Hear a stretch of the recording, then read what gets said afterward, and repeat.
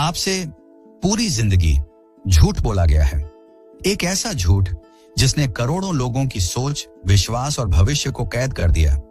क्योंकि जिस संस्था पर आपने भरोसा किया, जिसे आपने परमेश्वर का घर समझा, जिसे आपने स्वर्ग का रास्ता माना, शायद उसकी जड़ें सत्य पर नहीं बल्कि राजनीति, सत्ता और मानवीय परंपराओं पर बनी हैं। आज हम एक ऐसे रहस्य का पर्दाफाश करेंगे जिसे सदियों से छुपाया गया। कैथोलिक चर्च की स्थापना किसने की और क्यों की? क्या इसे सच में यीशु ने बनाया था या इतिहास ने किसी मोड़ पर सत्य को दफन कर दिया? इस वीडियो का अंत आपकी सोच बदल देगा, आपके विश्वास की नींव बदल देगा और शायद आपके जीवन की दिशा भी बदल दे। तो तैयार हो जाइए सत्य की सबसे खतरनाक यात्रा पर चलने के लिए, क्योंकि जब सत्य खुलता है तो सब कुछ बदल जाता है। दुनिया की भीड़ में हम सब अपने जीवन के उद्देश्य, ईश्वर की सच्चाई और आत्मा की शांति को खोजते हैं। प्रत्येक मनुष्य के भीतर एक प्रश्न होता है, मैं कौन हूं, मैं क्यों हूं और सत्य क्या है? यही प्रश्न इतिहास की सबसे बड़ी धार्मिक संस्थाओं में से एक कैथोलिक चर्च के बारे में भी उठते हैं। एक ऐसा चर्च जो लगभग 2000 वर्षों से दुनिया पर प्रभाव डालता आया है। एक ऐसा साम्राज्य जिसने राजाओं और सम्राटों को झुकाया, युद्धों को जन्म दिया, राष्ट्रों की दिशा बदल दी और करोड़ों लोगों के विश्वास को आकार दिया। लेकिन आज एक सवाल तूफान की तरह दुनिया भर में उठ रहा है। क्या यह सच में वही कलीसिया है जिसे यीशु मसीह ने स्थापित किया था? क्या यह वही कलीसिया है जिसकी भविष्यवाणी मसीह ने की थी जब उन्होंने कहा, मैं अपनी कलीसिया बनाऊंगा और अधोलोक के फाटक उस पर प्रबल न होंगे? या फिर इतिहास ने किसी बिंदु पर दिशा बदल दी? क्या वह सरल, विनम्र, प्रेम और सत्य पर आधारित कलीसिया आज के समय की राजनीतिक, धन और सत्ता केंद्रित धार्मिक संस्था में बदल गई? इन्हीं सवालों के उत्तर खोजने के लिए आज हम एक ऐसी यात्रा शुरू करते हैं जिसमें आपको इतिहास के वे पन्ने दिखेंगे जिन्हें अक्सर छुपा दिया जाता है। एक यात्रा जिसमें बाइबल, इतिहास और सत्य हमारा मार्गदर्शन करेंगे। जब हम दुनिया के धर्मों की बात करते हैं तो उनकी शुरुआत स्पष्ट और सीमित दिखाई देती है। इस्लाम 7वीं सदी में प्रारंभ हुआ, बौद्ध धर्म 6ठी शताब्दी ईसा पूर्व। हिंदू धर्म बहुत प्राचीन है पर इसका कोई केंद्रीय ऐतिहासिक नेतृत्व नहीं। लेकिन ईसाई धर्म, जो एक यहूदी बढ़ई के बेटे यीशु के जीवन, मृत्यु और पुनरुत्थान पर आधारित है, इतिहास का सबसे अद्भुत आंदोलन साबित हुआ। यह एक ऐसे व्यक्ति से शुरू हुआ जिसके पास न सेना थी, न धन, न महल, न राजनीति, लेकिन फिर भी उसकी शिक्षाओं ने रोमी साम्राज्य को हिला दिया और पूरी दुनिया को बदल दिया। उसके शिष्य, जिन्हें हम प्रेरित कहते हैं, साधारण लोग थे, मछुआरे, कर संग्रहकर्ता, सामान्य मजदूर और कुछ शिक्षित। परंतु उनमें एक चीज थी, सत्य की अग्नि। वे सत्ता, प्रतिष्ठा, शक्ति या प्रसिद्धि के लिए काम नहीं कर रहे थे। वे उस संदेश के लिए जी जान से लगे थे जिसे उन्होंने स्वयं देखा, सुना और अनुभव किया था कि यीशु मृतकों में से जी उठा। और यह संदेश आग की तरह पूरी दुनिया में फैल गया। आज जब हम चर्च शब्द सुनते हैं, हमारे दिमाग में विशाल भवन, सोने से मढ़े हॉल, चमकते वस्त्र पहने पुजारी और धार्मिक समारोहों के दृश्य आते हैं। लेकिन वास्तविकता में पहली सदी में चर्च का कोई भवन नहीं था। पहली कलीसिया कैसी थी? वे घरों में मिलते थे, वे रोटी तोड़ते थे और संगति करते थे। वे दान और प्रेम द्वारा एक दूसरे की सहायता करते थे। उनके पास कोई पद, राजनीतिक शक्ति या धार्मिक वस्त्र नहीं थे। नेता सेवक कहलाते थे। शासक नहीं, विश्वास जिया जाता था, केवल कहा नहीं जाता था। शास्त्र सिखाया जाता था, जोड़ा नहीं जाता था। यही वह कलीसिया थी जिसे यीशु ने स्थापित किया, पवित्र आत्मा द्वारा संचालित, राजनीतिक शक्ति से मुक्त और सत्य में स्थिर। लेकिन इस आग को बुझाने के लिए अंधेरे ने पूरी ताकत लगा दी। रोमी सम्राटों ने इस नए आंदोलन को खतरा माना। उनकी सत्ता चकनाचूर हो सकती थी यदि लोग यीशु को राजाओं का राजा मानने लगे। सन 64 ईस्वी में सम्राट निरोध ने रोम में आग लगने का दोष ईसाइयों पर डाल दिया और फिर इतिहास का सबसे भयानक उत्पीड़न शुरू हुआ। ईसाइयों को जानवरों के सामने फेंका गया, जीवित जलाया गया, क्रूस पर चढ़ाया गया। बच्चों, महिलाओं, बुजुर्गों, किसी को नहीं छोड़ा गया। परंतु जितना अधिक खून बहा, उतनी अधिक संख्या में लोग मसीह को मानने लगे। विश्वास का खून ही उसका बीज बना। उस समय की कलीसिया ने कभी सत्ता नहीं मांगी, कभी राजनीतिक संरक्षण नहीं लिया, कभी बल का प्रयोग नहीं किया। वे मृत्यु से भी नहीं डरे क्योंकि वे जानते थे मसीह में मृत्यु अंत नहीं, आरंभ है। क्या यह अद्भुत नहीं कि जिसने तलवार से मिटाने की कोशिश की वह उसी तलवार से हार गया? पहली से तीसरी सदी के बीच ईसाई आंदोलन दो मुख्य समूहों में विकसित हुआ। पहला, यूहदी मसीही समूह व्यवस्था के पालन को महत्वपूर्ण मानते थे। यरूशलेम केंद्र था, परंपरा और नियम कुछ हद तक जारी रखे। दूसरा, अन्य जातियों की कलीसिया पौलुस प्रेरित के नेतृत्व में उद्धार, अनुग्रह और विश्वास से परमेश्वर, सभी राष्ट्रों का परमेश्वर, इन दोनों के बीच मतभेद थे, परंतु उद्देश्य एक था, यीशु मसीह का संदेश संपूर्ण विश्व में पहुंचाना। सन 313 में इतिहास एकदम बदल गया। सम्राट कॉन्स्टेंटाइन ने ईसाइयों को अधिकार दिए और फिर ईसाई धर्म को राज्य का धर्म बना दिया। और यही वह क्षण था जहां आंदोलन संस्था में बदल गया। वह कलीसिया जिसने कभी राज्य से दूरी बनाए रखी थी, अब सिंहासन के साथ बैठ गई और यहां से समस्याएं शुरू हुई। राजनीति और धर्म का गठबंधन हुआ। चर्च को धन, भूमि और सेना मिली। पदवी और शक्ति बढ़ने लगी। विश्वास सिद्धांतों से अधिक राजनीति के आधार पर आकार लिया जाने लगा। धीरे धीरे वह सरल, आत्मिक, सत्यवादी कलीसिया एक धार्मिक साम्राज्य में बदल गई। क्या यीशु ने कभी किसी राजकीय चर्च, सोने के सिंहासन, पोप के ताज, धार्मिक धन या राजा जैसी पदवी वाले नेताओं की स्थापना की? क्या प्रेरितों ने कभी मूर्तियों की पूजा, मरियम और संतों से प्रार्थना या परगेटरी की शिक्षा दी? उत्तर इतिहास और बाइबल दोनों से स्पष्ट है, नहीं। यीशु ने कहा, जो तुम में बड़ा होना चाहता है वह तुम्हारा सेवक बने। फिर आगे चलकर नेता सम्राटों की तरह कैसे बन गए?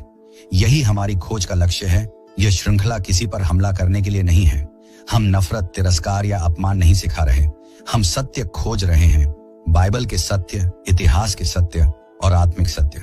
यदि सत्य शांति देता है तो हम सही राह पर हैं। यदि सत्य कटु लगता है तो भी वह सत्य ही है और यह यात्रा अभी शुरू हुई है। अब एक बड़ा निर्णायक प्रश्न हमारे सामने है। क्या जिस संस्था को आज हम कैथोलिक चर्च कहते हैं वह वही मूल बाइबल आधारित कलीसिया है या समय के साथ बदला हुआ स्वरूप? आगे हम गहराई से जानेंगे। पोप व्यवस्था कैसे बनी? पहले पोप कौन थे और इतिहास क्या कहता है? क्या पतरस वास्तव में रोम के पहले पोप थे? यह रहस्य सब कुछ बदल देगा। अब हम उसी मोड़ की गहराई में उतरेंगे और जानेंगे कि पोप व्यवस्था कहां से आई और क्या वास्तव में प्रेरित पतरस पहले पोप थे, क्योंकि यदि यह सत्य नहीं है तो पूरी कैथोलिक प्रणाली का आधार ही हिल जाता है। तो चलिए आगे बढ़ते हैं। आज जब हम वेटिकन सिटी, महल जैसे भवन, शानदार वस्त्रों में सजे कार्डिनल और सोने से मढ़े सिंहासन पर बैठे पोप को देखते हैं तो हमारे मन में एक प्रश्न उठता है, क्या यही वह नेतृत्व है जो यीशु ने स्थापित किया था? क्योंकि पहली 3 सदियों में कोई पोप नहीं था, कोई वेटिकन नहीं था, कोई ताज या राजदंड नहीं था, कोई सर्वोच्च मानव प्रधान धार्मिक सत्ता नहीं थी। कलीसिया में नेतृत्व सामूहिक था, पदवी नहीं, सेवकाई थी। लेकिन समय के साथ शक्ति के प्रति आकर्षण ने धर्म को बदल दिया। क्या वास्तव में यीशु ने पतरस को सर्वोच्च नेता बनाया था? कैथोलिक चर्च का दावा है कि यीशु ने पतरस को पहला पोप नियुक्त किया। वे मत्ती 16:18 का उदाहरण देते हैं, जहां यीशु कहते हैं, तू पतरस है और मैं इस चट्टान पर अपनी कलीसिया बनाऊंगा। लेकिन ध्यान से सुनिए, पहली बात, यीशु कहते हैं मैं अपनी कलीसिया बनाऊंगा, न कि पतरस तू मेरी कलीसिया चलाएगा। दूसरी बात, यूनानी भाषा में पेट्रा का अर्थ है बड़ी चट्टान और पेट्रोस का अर्थ है छोटा पत्थर। अर्थात यीशु कह रहे थे, तू छोटा पत्थर है और मेरी कलीसिया उस महान चट्टान पर बनेगी जो स्वयं मैं हूं। पौलुस भी लिखते हैं, वह चट्टान मसीह थे। यदि पतरस को सर्वोच्च नेता बनाया गया होता तो यीशु बाकी प्रेरितों से कहते, अब तुम सब पतरस के अधीन हो, लेकिन ऐसा कहीं नहीं लिखा। यीशु ने कहा, तुम सब भाई हो और तुम्हारा एक ही शिक्षक है, मसीह। प्रेरितों के काम, अध्याय 15। एक और महत्वपूर्ण तथ्य, यदि पतरस सबसे बड़ा नेता था तो शुरुआती कलीसिया के बड़े निर्णय वही लेते। लेकिन प्रेरितों के काम, अध्याय 15 में अंतिम निर्णय याकूब ने दिया। पतरस ने केवल अपनी राय साझा की, पर नेता की भूमिका याकूब की थी। यह स्पष्ट प्रमाण है कि प्रारंभिक कलीसिया में कोई एक सर्वोच्च नेता नहीं था। क्या पतरस रोम गए थे? यह प्रश्न बहुत महत्वपूर्ण है क्योंकि कैथोलिक दावा इसी पर आधारित है। यदि पतरस सच में रोम के पहले बिशप थे तो इसका उल्लेख अवश्य बाइबल में होना चाहिए। लेकिन ध्यान से सुनिए, बाइबल में एक भी स्थान पर नहीं लिखा कि पतरस रोम गए। एक भी स्थान पर नहीं लिखा कि उन्होंने रोम की कलीसिया की स्थापना की।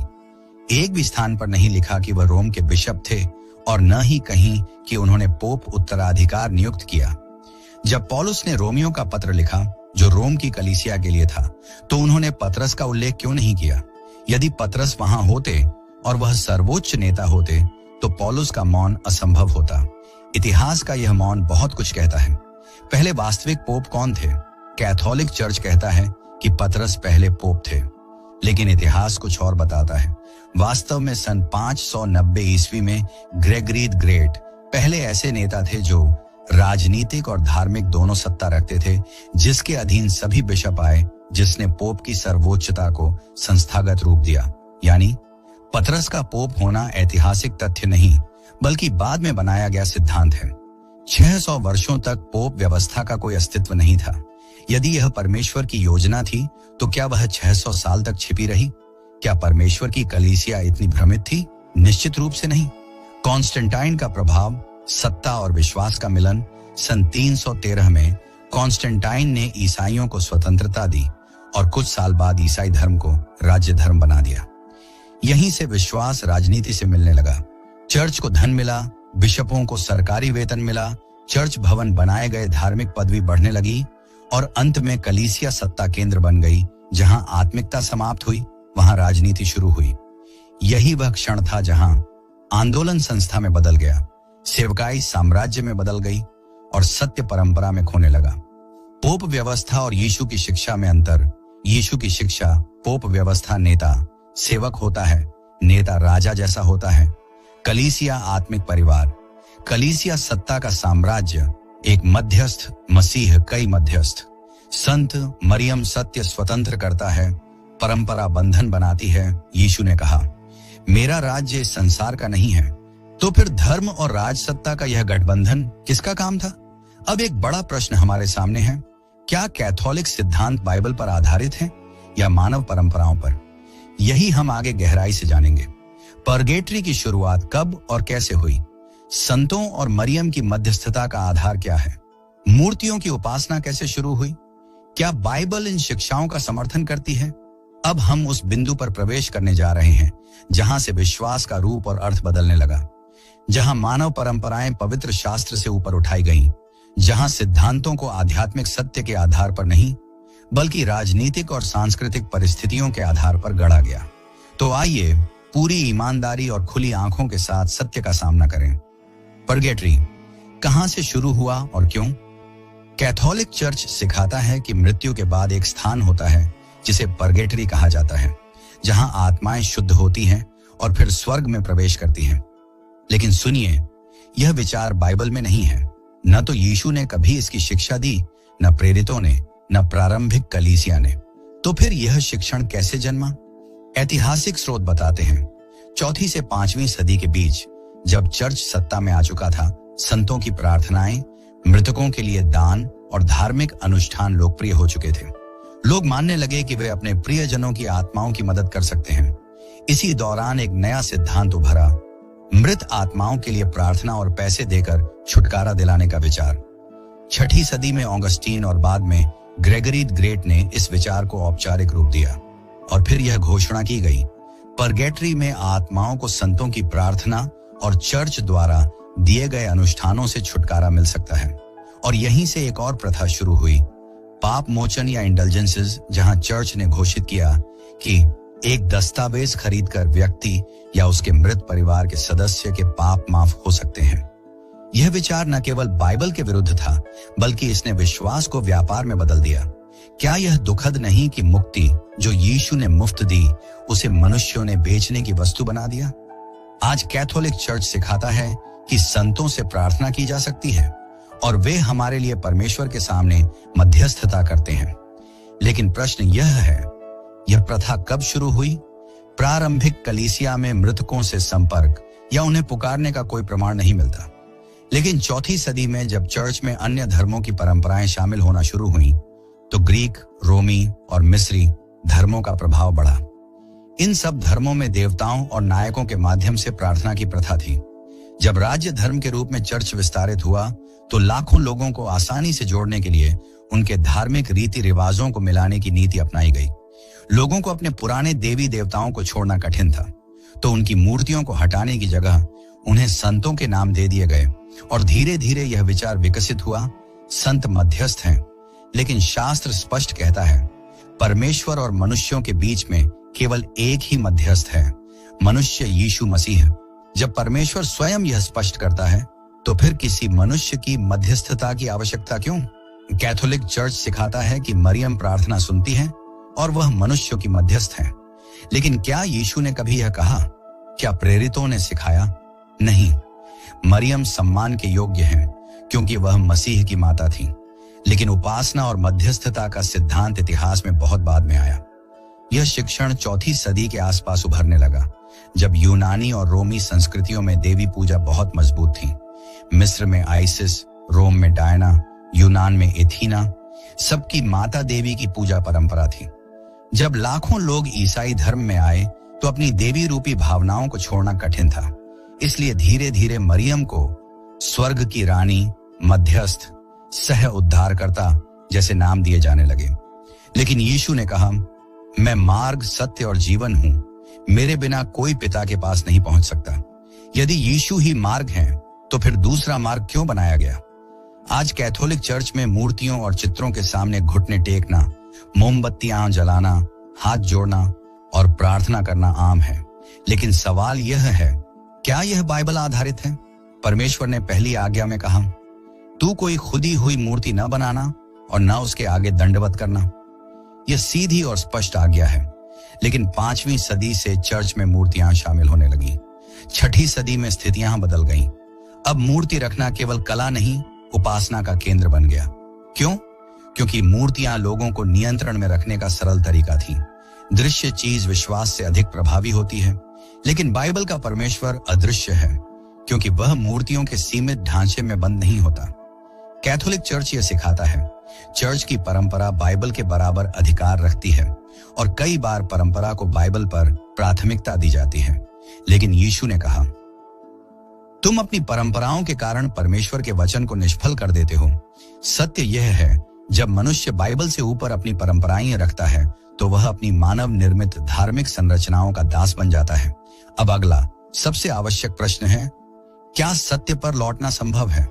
क्या मनुष्य परंपरा के बंधनों से बाहर आ सकता है? क्या वह मूल सुसमाचार को फिर से खोज सकता है? और यही होगा आगे का केंद्र, सच्ची कलीसिया की पहचान। बाइबल के अनुसार परमेश्वर की दृष्टि में सच्चा विश्वास कैसा है और आज मसीह हमें क्या बुलाहट देता है? हमने अभी तक देखा कि कैसे इतिहास के भीतर कलीसिया का स्वरूप बदलता गया, कैसे साधारण लोगों का आत्मिक आंदोलन एक विशाल राजनीतिक धार्मिक साम्राज्य में बदल गया, कैसे सत्ता और परंपरा ने मिलकर सत्य को धुंधला कर दिया। लेकिन अब समय है सबसे महत्वपूर्ण प्रश्न का, सच्ची कलीसिया को कैसे पहचाने? आज दुनिया में हजारों चर्च हैं, YouTube, TV, radio, social media, हर जगह हजारों उपदेश, हजारों नेता, हजारों दावा। हर कोई कहता है हम सही हैं, हमारे पास सत्य है, हमारा समूह परमेश्वर का है। तो एक साधारण व्यक्ति जो सत्य खोज रहा है, वह कैसे तय करे कि कौन सच बोल रहा है? क्या वह भवन देखकर पहचाने, कपड़े देखकर, रिवाज देखकर, भीड़ देखकर या परंपराएं सुनकर? नहीं। बाइबल सिखाती है कि सच्ची कलीसिया बाहरी चीजों से नहीं, फलों से पहचानी जाती है। जैसे एक पेड़ फल से पहचाना जाता है, वैसे ही कलीसिया जीवन के फल से पहचानी जाती है। भवन नहीं, व्यवहार, कपड़े नहीं, चरित्र, पद नहीं, विनम्रता, अनुष्ठान नहीं, परिणाम। अब हम उन चिन्हों पर एक एक करके नजर डालेंगे जो बताते हैं कि कहां परमेश्वर की सच्ची उपस्थिति है और कहां धार्मिक दिखावे और मानव शक्ति का साम्राज्य। पहला चिन्ह, प्रेम जो जीवन बदल दे। सच्ची कलीसिया बहुत सुंदर प्रचार नहीं करती, वह प्रेम से लोगों के जीवन में प्रवेश करती है। जहां प्रेम सच्चा है, वहां भेदभाव नहीं, वहां ईर्ष्या नहीं, वहां आलोचना नहीं, वहां डर नहीं। प्रेम वह शक्ति है जो टूटे हुए दिल जोड़ती है। प्रेम वह रोशनी है जो अंधेरे में रास्ता दिखाती है। सच्ची कलीसिया लोगों को छोटी छोटी गलतियों में गिराती नहीं बल्कि पकड़कर उठाती है। वह दोष दिखाती नहीं बल्कि समाधान देती है। जहां प्रेम केवल शब्द है वहां धर्म बनता है। जहां प्रेम जीवन में दिखे वहां परमेश्वर काम करता है। दूसरा चिन्ह, सत्य के लिए खड़ा रहना। सच्ची कलीसिया भावनाओं से नहीं, सत्य से चलती है। वह भीड़ को खुश करने के लिए वचन नहीं बदलती। वह राजनीति के डर से सत्य नहीं छुपाती। वह धन, शक्ति, परंपरा या पद के अनुसार निर्णय नहीं करती। सच्ची कलीसिया वह है जहां सत्य बोलने की हिम्मत हो, भले ही सच सुनना असुविधाजनक हो। सत्य कभी भीड़ प्रिय नहीं होता, पर सत्य स्वतंत्रता देता है। जहां सत्य दबा दिया जाता है वहां धर्म का नकाब है, वहां आत्मिक जीवन नहीं। तीसरा चिन्ह, बदलते हुए जीवन। सच्ची कलीसिया वे है जहां लोगों का जीवन वास्तव में बदलता हुआ दिखाई दे। वहां मंच पर चमत्कार नहीं बल्कि रोजमर्रा के छोटे चमत्कार होते हैं। टूटा परिवार जुड़ता है, नशे का दास स्वतंत्र होता है, निराश व्यक्ति आशा पाता है, क्रोधी व्यक्ति शांत होता है, अपराधी पश्चाताप करता है। यह बदलाव किसी इंसान या संस्था की शक्ति नहीं बल्कि परमेश्वर का जीवित प्रमाण है। यदि कोई कलीसिया लोगों को केवल उत्साहित कर छोड़ देती है पर उनके जीवन में कोई परिवर्तन नहीं आता तो वह केवल भावनाओं का शो है, वह सच्ची कलीसिया नहीं। चौथा चिन्ह, विनम्र नेतृत्व। सच्ची कलीसिया में नेता राजा नहीं सेवक होता है। वहां पद सम्मान के लिए नहीं जिम्मेदारी के लिए होता है। सच्चा नेता सिंहासन पर नहीं बैठता, वह घुटनों पर बैठकर सेवा करता है। वह लोगों को अपने पैरों में नहीं झुकाता बल्कि लोगों के पैरों को धोता है। जहां नेता ऊंचे मंच पर बैठे, जहां लोग उनके सामने झुकें, जहां व्यक्ति को भगवान जैसा बनाया जाए, वहां परमेश्वर का आत्मा काम नहीं करता। सच्ची कलीसिया में कोई राजा नहीं, सभी भाई बहन हैं। पांचवा चिन्ह, स्वतंत्रता। सच्ची कलीसिया लोगों को डर से नहीं बांधती, वह अपराध बोध से नियंत्रित नहीं करती। वह कहती है, सोचो, समझो, ढूंढो, जांचो।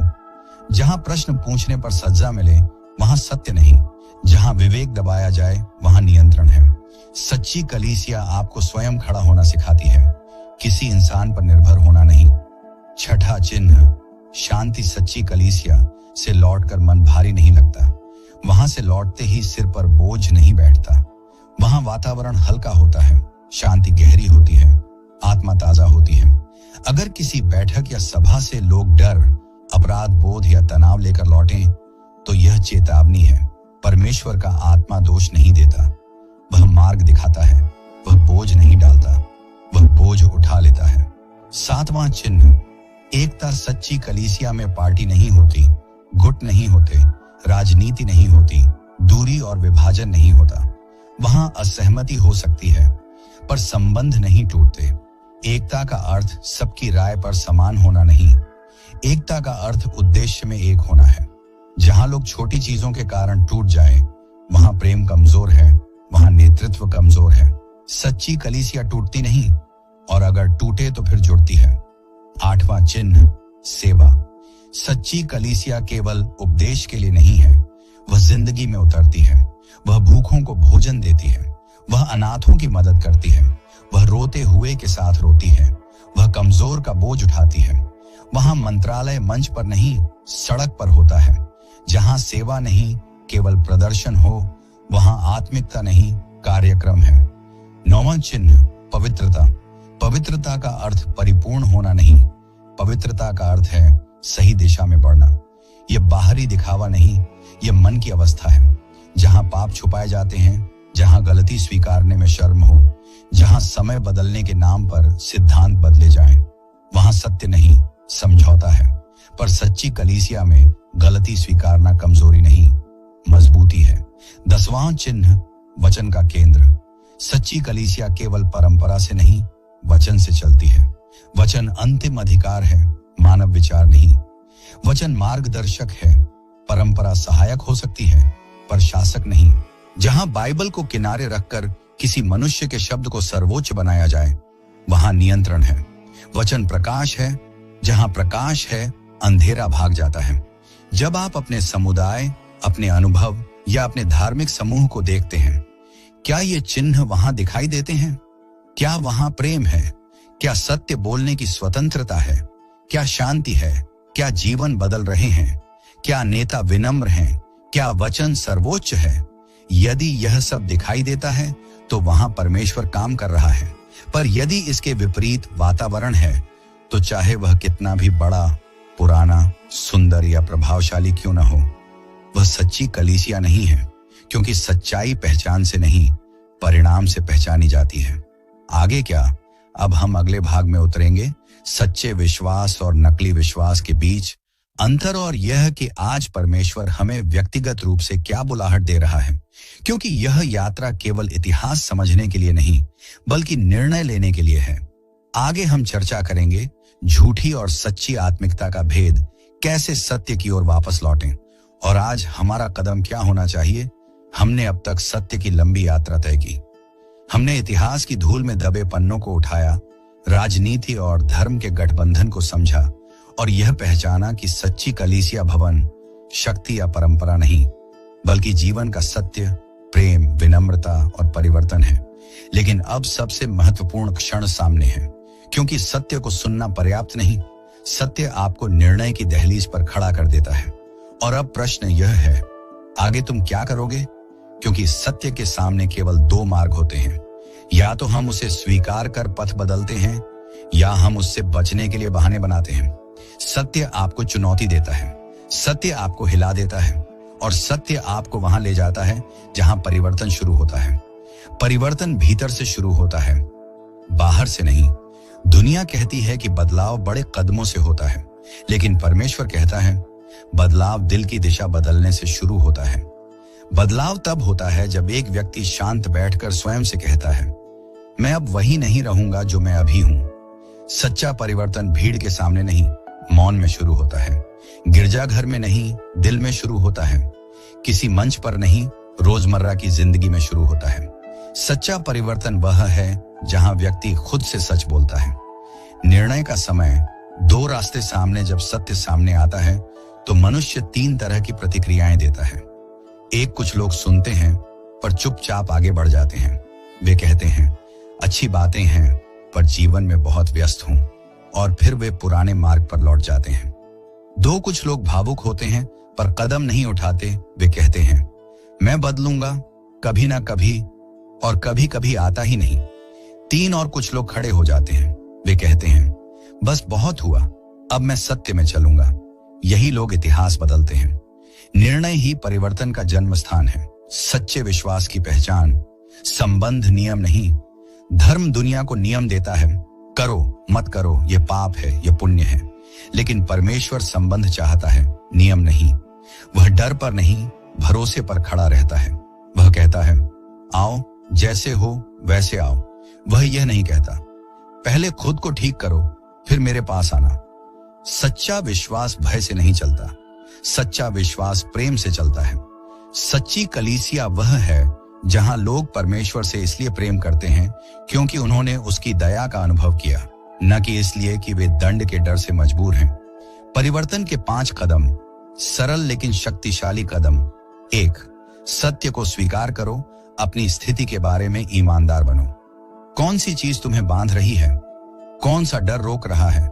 सत्य स्वीकारना कमजोरी नहीं, मजबूती की शुरुआत है। कदम 2, निर्णय लो। बदलना तभी होता है जब मनुष्य कहता है मैं अब पहले जैसा नहीं रहूंगा।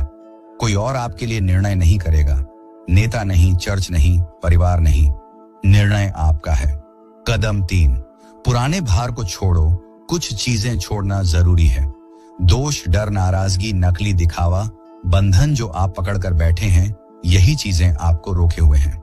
कदम 4, विश्वास का जीवन जीना शुरू करो। विश्वास केवल मानने का नाम नहीं, विश्वास चलने का नाम है। छोटे कदम, हर दिन थोड़ा पढ़ो, हर दिन थोड़ा बदलो, हर दिन प्रेम करो। इमारतें नहीं, जीवन बदले। कदम 5, सत्य को दूसरों से साझा करो। सत्य अपने भीतर बंद करने के लिए नहीं, दूसरों तक पहुंचाने के लिए है। आपके भीतर जो परिवर्तन आया है वह किसी और के लिए रास्ता बन सकता है। नया अध्याय, व्यवस्था नहीं, स्वतंत्रता। सच्ची कलीसिया आपको बंधन में नहीं डालती, वह कहती है उठो और चलो। सच्चा विश्वास आपको स्वतंत्र बनाता है, सोचने में, निर्णय लेने में, सवाल पूछने में, सत्य खोजने में। परमेश्वर के राज्य में डर नहीं होता। डर नियंत्रण का हथियार है। जहां डर है वहां प्रेम नहीं, जहां प्रेम है वहां डर का कोई स्थान नहीं। परमेश्वर आपको बुला रहा है। यह आवाज बाहरी नहीं, दिल के भीतर है। कभी वह धीमी फुसफुसाहट होती है, कभी बेचैनी, कभी आंसू, कभी गहरा मौन। वह कहता है, मैं तुम्हें जानता। क्या होगा यदि आप निर्णय लेते हैं? शायद आपका जीवन तुरंत नहीं बदल जाएगा, पर दिशा बदल जाएगी। और दिशा बदलना भविष्य बदलने की शुरुआत है। आपकी सोच बदलने लगेगी, संबंध मधुर होने लगेंगे, आत्मा हल्की महसूस करेगी, शांतिपूर्ण नींद आएगी, दिल में आशा जागेगी, और एक दिन आप पीछे मुड़कर कहेंगे, मैं पहले कौन था, ये मुझे याद भी नहीं। अब आपका क्षण है। कोई भी निर्णय एक साधारण वाक्य से शुरू होता है, मैं अपने जीवन में सत्य चुनता हूं। बस यहीं से रास्ता खुल जाता है। शायद आप वर्षों से जवाब खोज रहे हैं, शायद आप थक चुके हैं, शायद आप टूट चुके हैं, शायद आपका दिल चुपचाप रोता है। परमेश्वर कहता है, मैं दरवाजे पर खड़ा जाकर खटखटाता हूं। दरवाजा आप खोलते हैं, वह नहीं तोड़ता।